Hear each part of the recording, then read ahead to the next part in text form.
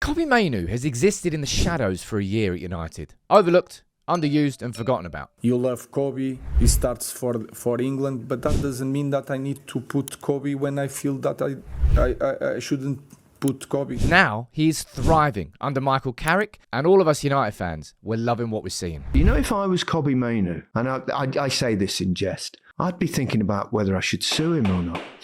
I mean, he's taken a year out of that kid's career. This kid is a wonderful footballer. Now, Kobbie is playing with freedom and looking better than ever. When you run the amount that he has and you put in the performances he has, it's concrete that he was working when he weren't in the team. It's so baffling that he couldn't see how good that young man is.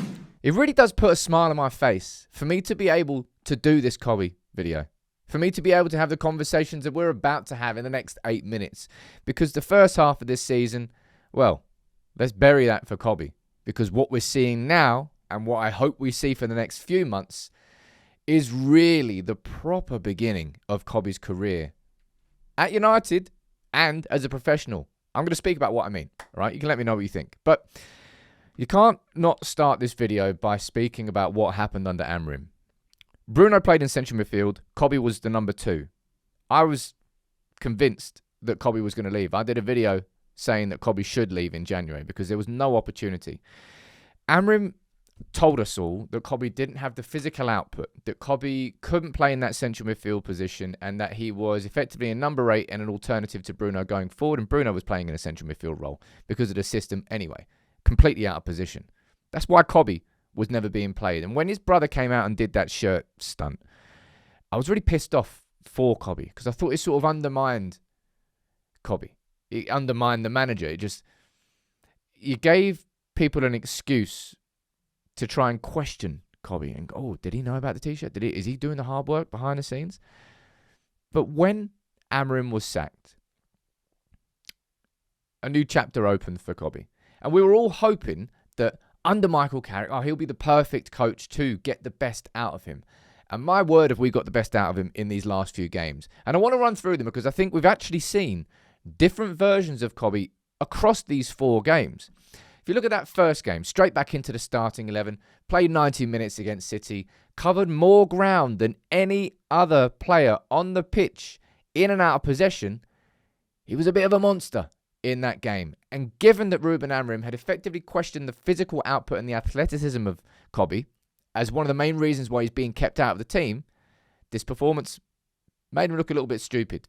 He followed that up by doing the exact same thing against Arsenal. Kobbie covered more ground against the best 2 teams in the Premier League, while United beat both of those 2 teams. And Kobbie was quite literally a central figure in both of those 2 games. So in his first 2 games under Carrick, he's gone to show that questions around athleticism, off the ball, etc., really? Were they really the problem, Amarim? Because it almost feels personal. That's kind of the way I look at it. And then you got the Fulham game, which I actually think is a very different game to what you saw against Arsenal and City. I think in this game, you saw a little bit more of an expansive Kobbie, finding 30, 40-yard passes, looking up, not just playing short balls. It wasn't just about the hard work out of possession. It was actually kind of being the orchestrator from a little bit of a deeper position. And then against Spurs, I think you saw the best of Kobbie linking up. So Kobbie in that game had, I think, 33 passes, thereabouts, in the final third against Spurs, which is more than any player in the Premier League that weekend. So if those first 2 games against Arsenal and against City were where we saw the work rate from Kobbie as United adopted that 4-4-2 out of shape, if you then saw Kobbie being a little bit more of a creator from deep in that game against Fulham, you then saw Kobbie being more of a creator going forward in the final third. You've seen different versions of Kobbie, and we're just seeing him flourish, and who knows what to expect against West Ham. But from what we've seen, from him being ostracised, left out, completely overlooked by Ruben Amarim, to what we've seen under Michael Carrick in these first 4 games, and long may it continue, I think it's absolutely brilliant. For a player who really has had to effectively, I think Gary Neville's right, kind of put his whole career on pause. He was about to leave Man United. He didn't want to leave on a permanent basis, but he was about to leave United. we were about to let that player go. Now, this isn't me now suggesting and like bigging Kobbie up and saying he's like the best thing since sliced bread. He's like the best midfielder in the world. Oh my God. Nothing has changed fitness-wise with this lad. Anything you're seeing now existed under Ruben Amarim. But the manager didn't trust him. The manager didn't give him opportunities. And I would be, honestly, I'd be amazed if Kobbie isn't in that England squad for the World Cup. Now, he's going to have a hell of a lot of competition. You've got Elliot Anderson there, who's had a phenomenal season. You've got Declan Rice, who's pretty much a guarantee. What about Kobbie? And there are other midfielders. Bellingham, you could throw into that sort of situation too.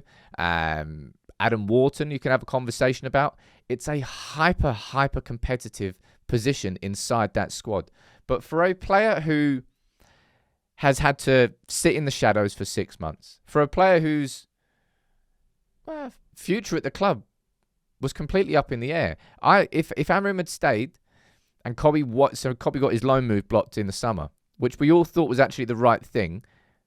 Maybe not all of us did, but in terms of, in my mind, that was if we saw Kobbie and being given competitive minutes. But instead it was only start, I think, under Ruben Amarim was the Grimsby game. And his first start in the Premier League was under Michael Carrick.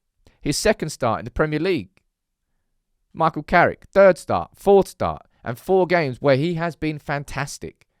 It's not as if Kobbie's just sort of sat there and sort of let the game pass him by. He's been influential in all 4. And I think it's just a credit to him, and I hope he does it against West Ham.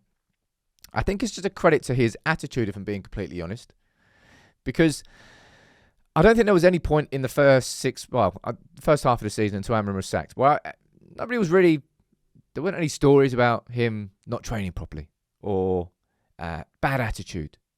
And that's why I was annoyed about his brother putting that shirt on, because I thought that's when you allow those sort of questions to come in. He's grafted. He's bided his time, and the opportunity has come under Carrick. And Carrick is... Do I think Carrick's doing anything spectacular in training? I'm sure there are going to be elements to being coached by Carrick and things he can learn from. I think playing alongside Casemiro is really helping Kobbie as well. But he's just been... Look, he has been freed. It's just... Like, Amarim made some mistakes, man. Quite a lot of mistakes. But the justification for sidelining Kobbie looks wafer thin. And just looks like outright lies now that we've seen these first 4 games under Carrick from Kobbie, and we're likely to see more between now and the end of the season. It's brilliant to see him flourishing. United have got an absolutely top-level midfielder on our hands, and we all knew that. That's why we were all frustrated at seeing him sidelined. But long may it continue, and welcome back to being in the United fold, Kobbie. I'm enjoying it.